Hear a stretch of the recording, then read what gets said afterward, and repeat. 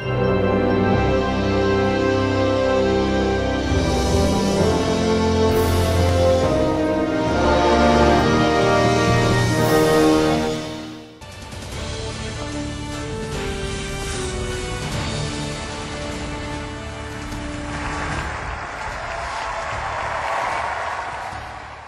Obama, your supporters say you are different. Your critics say you're inexperienced. You're your first-term senator.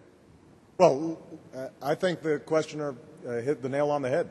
As I travel around the country, people have an urgent desire for change in Washington. And we are not going to fix health care. We're not going to fix energy. We are not going to do anything about our education system unless we change how business is done in Washington. Your supporters certainly say you are different. Even your critics would probably say you are different. Your critics say you're inexperienced. You're your first-term senator. Senator Clinton, you were involved in that question. I want to give you a chance to respond. 30 seconds.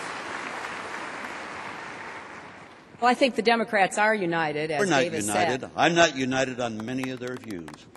Our soldiers died in Vietnam in vain. You can now, John, go to Hanoi and get a Baskin-Robbins ice cream cone. That's what you can do. And now we have most favored nation trade. What did all these people die for? What are they dying for right now in Iraq every single day? Let me tell you, there's only one thing worse than a soldier dying in vain. It's more soldiers dying in vain. Nothing wrong with white hair. Almost 50% of South Carolina's Democrats are African Americans. It's among the highest percentage of the nation. What's your position?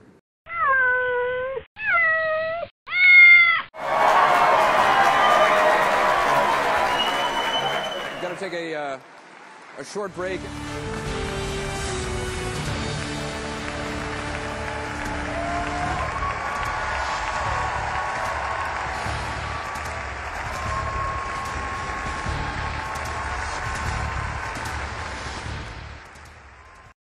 Good evening. I'm Brittany Parker for World News.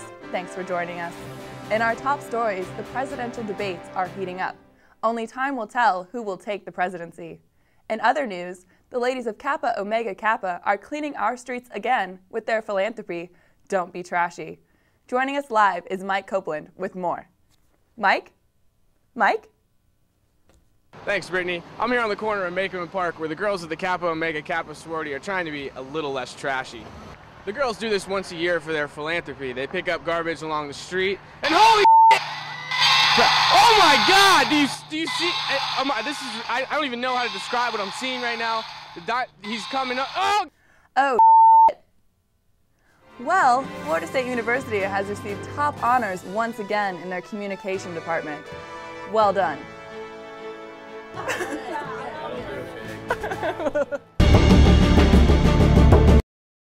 Good evening, Homo sapiens. I'm Rudolph Reynolds. Today's headlines include the possible end to Robert Mugabe's reign in Zimbabwe and the NATO summit in Romania. But why don't we just toss that aside and discuss something I actually find interesting? One of our correspondents, Skippy Jam, was finally accepted into Florida State University this spring after an arduous journey. But he had to overcome many other challenges. Here is his story. Mice have come a long way. Once just guinea pigs in a lab and then exploited for monetary advantage by the heathen, Walt Disney. As of August 2007, mice have been accepted into major universities across the nation. However, life as a mouse in college is not so simple. I assure you of this. As you can see, trying to get to class is a great challenge, for the doors are large and heavy. So, mice at FSU decided to voice their disappointment in protest. Smaller doors! Mice smaller doors! Smaller doors! Ducks! Ducks! Abomination! Mice smaller doors! Smaller doors! Ducks! Ducks! Abomination!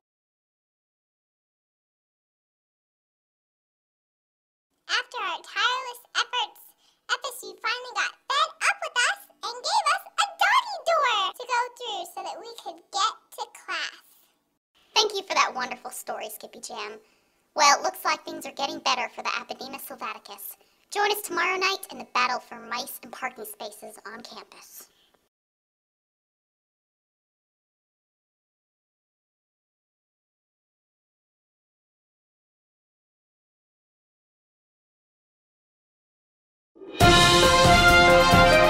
Hi, I'm Dottie Hernandez, reporting live from the scene of last night's brutal murder of Leon County Police Officer Jim Walsh. This was the most recent in a series of mysterious hit-and-run murders with a weapon of choice as a minivan. Local school teacher Doug McCade is in custody today after being linked with the murder. His 2000 Nissan Quest was caught on police video camera at the scene of Walsh's attack. It is not known if McCade was in the van at the time. Despite suspicion, a surviving victim, Vinny Schlitz, has his own theory on the attack. Man, I was just walking down the street, man, just trying to get a snack, man, just trying to pick up some change on the street, Next thing I know, this van comes out of nowhere and hits me from the back, man. I didn't see anybody driving it, man. Someone was driving that van, but it definitely was not human.